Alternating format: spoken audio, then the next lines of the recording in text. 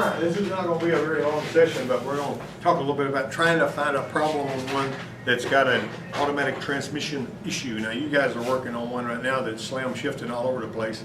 He's got a PT Cruiser that is, you know, acting stupid, like there's a transmission issue and it's hitting rev limiter and all that. You know what one feels like whenever it doesn't know, how does your transmission know how fast it's going so it knows to shift to the next gear? You got a speed sensor. In the old days it was governor, right? So your speed sensor can go south and cause you to, I had a car I was driving one time and the speed sensor would just suddenly drop out on it, and it was, wherever I was, it would drop into first gear and it was about throw me against the steering wheel, you know. So it's a speed sensor. It doesn't have any other input except the speed sensor to tell it how fast it's going. Then it's gonna need to know that information. And on a lot of these Dodge transmissions, the little plastic sensors on the side of the transmission, or even the ones like on the 41TE like you got, you've also got some of them that got that same plastic center on the side. Did you see one of them sensors, the little plastic sensors, the white ones on the Dodge one that you built? Those can go bad and it won't shift and stuff like that. So make sure that you pull codes always on these. Well, this particular one is the 2004 Honda Pilot EX 385 V6 multi-point fuel injection, single overhead cam, engine designation J35A4, 192,000 miles. Now that's pretty simple. That's the transmission wiring. Everybody got that? Memorize that. There'll be a pop test on it tomorrow morning. We're gonna have that, right? And you need to know where all those wires go and all that. So what am I seeing here? Can somebody show me the transmission range sensor on this schematic? Anybody show it to me? Turn lights on. Yeah. Huh? Turn lights on. Which one? That one. Probably the bigger one down there at the bottom. Yeah, he's right. This one here is what you're talking about? Yeah. Yeah, what made you believe that was the one? That's true, because you can tell this thing has got several ranges there where it's going to click through, right? Okay, let's talk particularly about what happened with this one here. Shift solenoid A circuit. We had a code for the shift solenoid A circuit on this one. There's a circuit in question. You got a command and signal. There's the driver circuit. They're showing you inside that solid state box. A lot of times they would just draw a white box years ago and say solid state. We got ticked off of that. Shift solenoid valve A is down there in this transmission. Now a lot of the time the shift solenoid, when you energize it, it'll actually bleed off pressure from a circuit. Sometimes when you energize it, it closes up and it doesn't bleed off pressure. And you can basically, and I'm gonna tell you something else, whenever a lot of these transmissions, if you rebuild the transmission and you don't price the shift solenoids, you're doing yourself a disservice, because a lot of the times that will be what it'll take to get them completely ironed out. They're pretty pricey, but you don't have to go back in there if you can help it. But you understand that shift solenoid valve is hardwired to ground, and in true form, this Asian transmission, it likes to send power. Asian transmissions like to send power to the solenoid. American transmissions will usually send a ground, and they'll have they'll be hardwired to power, and the PCM will shoot ground out there. When you switch the ground circuit, it doesn't make as much of an arc, and it doesn't load as hard as you do if you switch the power. But nevertheless, they're switching power here, and that's okay. The Nissans do that. The old Ford 4EATs with the Japanese-made transmissions, they would do that. But just remember, you got to know how this thing's wired up, and that's a really simple thing of it. Here's the chart that I was talking about.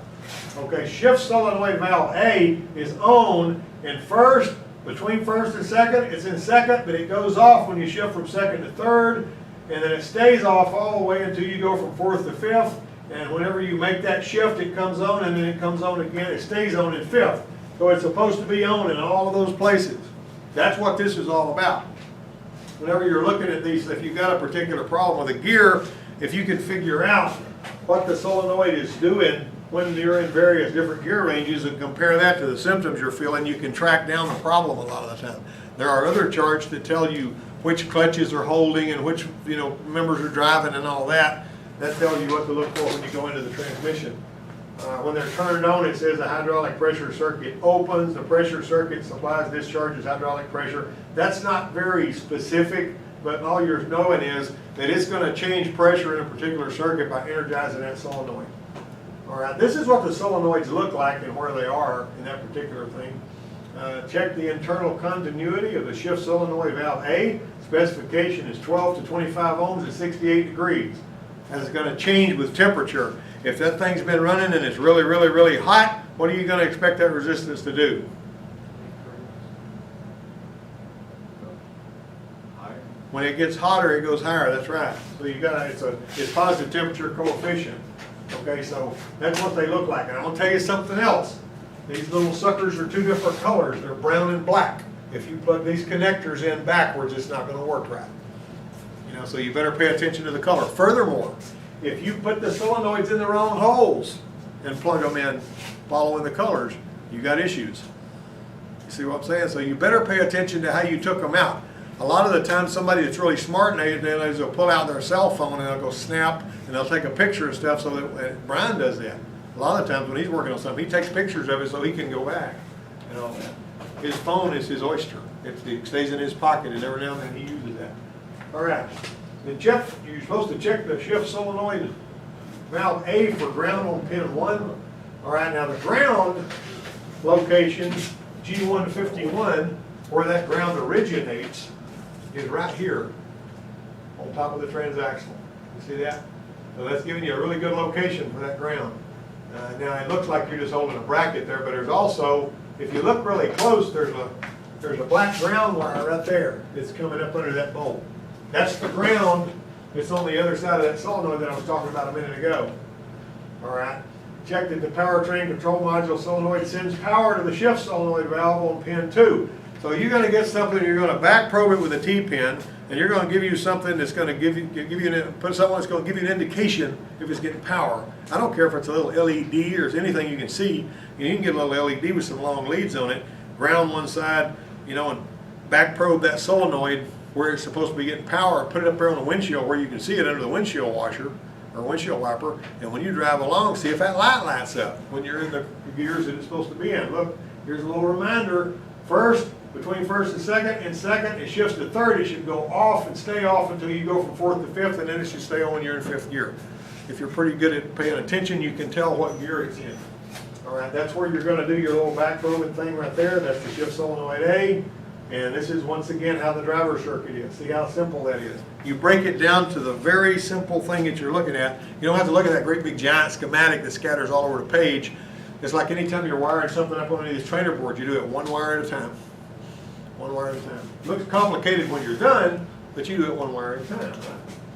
Okay, power and ground shift solenoid valve A through an ammeter. You know, you take your ammeter, you set it on amps, the ammeter becomes a jumper wire, you hook it up to one side of your solenoid from there to power, and ground the other side. See how much current is being consumed by that little coil in there. You're basically going to see half an amp to 1 amp. If the wiring's okay and the solenoid seems okay, the PCM may have failed, right? In this particular case, the confirmed fix on that one was they repaired the shift solenoid valve A wiring. Not too complicated to check and see if the wire is good between the solenoid and the PCM, but you have to be able to find the connector views so you can tell exactly which wire is going to that solenoid and all that. We're gonna wait till next Friday. Okay. Yeah. All right. Look on that desk of mine and get Judy's key and put it in her Pacifica. Just plug it in, you know, that little gray Pacifica she's driving? Okay. So she's got to leave at 12, and that's about all I Okay. forgot about that. It's on my desk. I sure hate to give the other instructor a job to do, but anyway. So that's what happened on there. Now, let me go over here. That didn't take very long to go through that. All right, but what I'm going to tell you a story now. This is a war story, and I got this one here. Let me find the gumption. Get your camera on? Huh? Do you have your camera on? Yeah, it's still running. All right. Okay.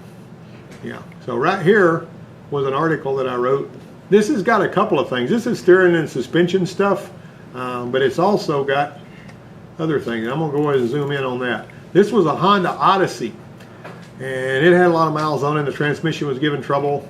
All right, and so right here, this is a picture of the rear suspension on the Neon, and there's long bolts going through from the front of that thing to the back, like right in here, and whenever they started trying to replace these, they broke those bolts off. Now this is the kind of stuff that Jonathan would just love to do. because he likes to do stuff that's big and hard and takes torches and hammers and things like that.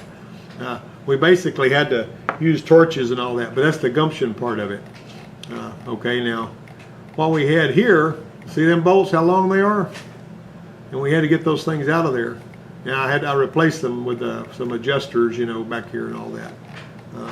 But I'm going to go ahead and, I just showed you the pictures to begin with, so you'd be able to, this is what they look like when I got through. See if I can zoom in on it a little bit there more. See those things? That's what's under the back of the Neon. And you notice how they got the little turnbuckle right there where you can adjust the rear toe on the Neon. Works really, really good. A lot better than what Chrysler put on there to start with. These things were kind of pricey though. And right after I put them on there, somebody put a jack under there and jacked it up and bent one of them. Outstanding performance. I don't know who did that. That's probably right. Yeah. But anyway, that's what they kind of look like from the bottom. Now, the other part of it was that we have, let me zoom back out again. What we had on the transmission, if you've never pulled a transaxle out of a Honda Odyssey, you see these two solenoids right here? Now after that transmission was rebuilt, we pulled it out. The labor time to pull the transmission out of a Honda Odyssey and to put it back in is 8 hours, which is pretty strong because it's really a lot of trouble to do. We got it out of there, and after it was rebuilt, we put it back in there and it did not work right. And so I said, well, let's just take a look at something here. And it turned out, if you look at this, if you see the difference in those two pictures, let me turn off the light. You notice some solenoids, this is what I was talking about a while ago. Shift solenoid A and B, well, one that, you know, you got torque converter type solenoid valve and shift solenoid valve B on this one. These were put back in by the person that rebuilt the transmission backwards. They were supposed to be put in a certain way, I mean like this way and that way, and they were put in the wrong way. And so they plugged the black one in over here and the gray one in over there, and the effect was that whenever it was trying to energize the shift solenoid B, it was locking up the torque converter, and then when it wanted to lock up the torque converter, it was energizing the shift solenoid B, and you can imagine what kind of shifting problems that caused. You understand what I'm saying? So pay a lot of attention to that. The focus of this article was that whenever you're doing any kind of work like we're doing here, you got to have some heavy duty gumption in order to make it past it. There is a book that I've heard a lot of quotes from that I hadn't read, but I've heard a lot of people quote from it. And basically the guy that was quoting from it one day that I was listening to on the radio, the name of the book is Zen and the Art of Motorcycle Mechanics. And the guy told his two boys, he says, if you take out your toolbox and you open it up and you think you're going to work on a motorcycle, and this is a paraphrase, if you don't have gumption, if you ain't got what it takes to finish the job, you need to close your toolbox up and let somebody else do that. You know what I mean? I mean, because, you know, anybody that has run into a stump and having trouble, you know, I mean, everything is not going to come apart like a piece of toilet paper. And what we had to do basically, you have to decide too, you know, like, and when we're working on trainer cars here, like I said, we need to be able to do a four-wheel alignment on this Neon. And the Neon, those big long bolts that were going through those links going out to the wheels, this big, I mean, great big long bolt, that long, and it had been in salt country because the guy that gave it to me had lived in Alaska or somewhere. Those things were rusted in there, I mean, and we had to do some heavy-duty torch work to get them out. Now, you remember you guys started out with that Chevrolet that we were trying to take the exhaust loose to get the transmission oil pan off of. Now, we managed to get it off because we took one side down, and you had these stainless steel exhaust nuts. They're supposed to not rust, but they stick to them doggone studs worse than the other ones ever did. Stupid the way they built that thing. If you have to take that thing off, you're going to have to get it off, you know. And one of the things that your employer doesn't want to hear is, I can't. You know, saying the guy that hires you that's wanting to pay you 18, 20 bucks an hour, $24. I mean, I got people making $30 an hour at their commission. Those people, the $30 an hour people, they don't ever go to the service manager and say, I can't, or this won't come off, or they don't ever say anything like that. Basically, he knows they're going to do it. There was a time, and this is a little short war story of my own, there was this 71 Chevrolet ton-and-a-half truck that we were going to sell it to this company at the airport that needed to fuel their helicopters.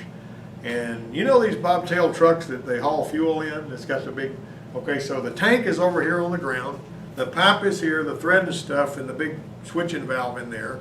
And they said, what we need for you, and I was 21 years old at the time, and they said, what we need for you to do is put this tank on this truck, and we need you to pipe it.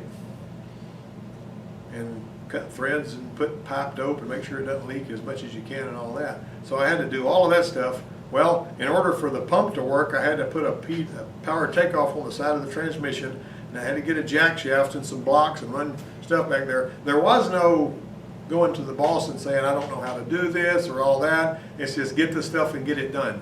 I mean, that's what I got from those people down there, right?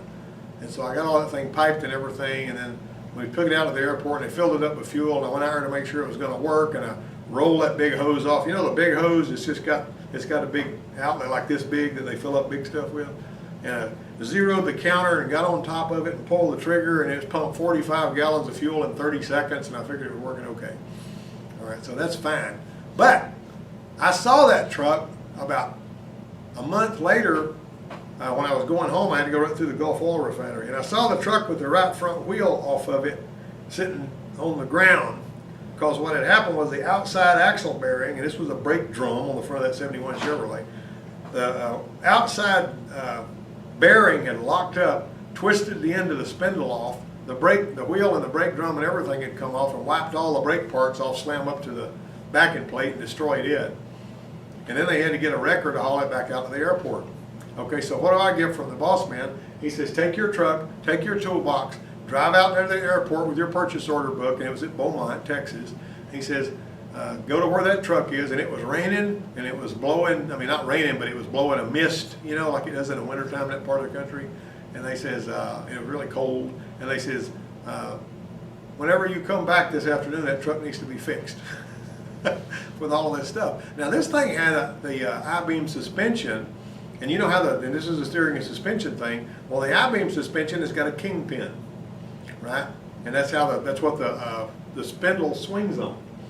And so basically now I have to beat the stuff with a hammer to get the tie rod loose, and then I had to knock this little pin out, and I had to pull I had to figure out how to get that kingpin out of there. And the kingpin, when I put a little steering wheel puller on with a couple of bolts in the little cap, it wouldn't come out. So I had to go to the hangar where they were working on helicopters, and I got a torch, and I rolled it out there, and I heated that thing up, and I pushed that stupid thing out. Then I had to go all over Beaumont to get a spindle, a backing plate, all the brake parts, brake shoes. I can't remember. I don't think I had to have a brake drum because I just unbolted one from the tire, and you know it was sitting there on blocks. You know the thing was, and so I'm sitting on the ground working on this daggone thing. Well, when I was coming back out there, I said, I got everything I need except the adjuster. Now, the ones of you guys that have done the brake shoes know about the adjuster, right? Well, adjuster on that one was this big around and that long. And I was coming back and I said, I got to get this thing running today. I mean, it's non-negotiable, you know, so what am I going to do about that? I don't have an adjuster. And then I thought, I worked on some of these Hyster forklifts. That Hyster forklift we got out there has got exactly the same size adjuster pretty much. It's slightly different design. And so I turned in at Stewart and Stevenson and gave them a purchase order, and they threw one of those on the counter, and I went out there and put it on that truck, and it worked perfect. Well, I got it all adjusted out and fixed up and put it all back together, and I got it off of those blocks, and that job was done. Now, the point of that whole story is that you need to be like a Hellfire missile. You know what that means? Whenever they shoot a Hellfire missile at something, they don't have to watch it all the way to the target. When they pull the trigger, from what I understand, I've never flown a helicopter or shot a missile, they just let it pick out the target, and the TV camera in the front of it takes it to where it's going. So they fire it and they forget it. Now in this case, fire and forget doesn't mean that they send you packing and you don't get another paycheck. That means they send you to do a job, and whenever you get out there, you got to be like a Terminator. You don't stop until your job's done, right? You know what I'm saying? Whenever they sent the Terminator back to get Sarah Connor, you know, they said he will not stop ever until the job's done, whatever it is. And that's the way that you got to be. If you don't have that kind of gumption, you need to find something else to do. You got it? Because, I mean, the shop foreman is not going to want you over there in his pocket all the time saying, I can't fix this, I can't figure that out, this bolt won't come off. You know what I mean? And we used to get that from some of the people that came from trade schools. I don't want that for you guys.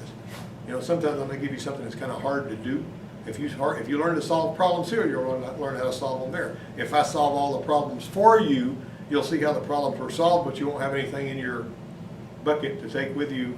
In other words, if you haven't done it before, you can always figure out a way. If you just think mechanically, you understand that? That's the gumption aspect of this, and that's what this is basically about, is the gumption thing.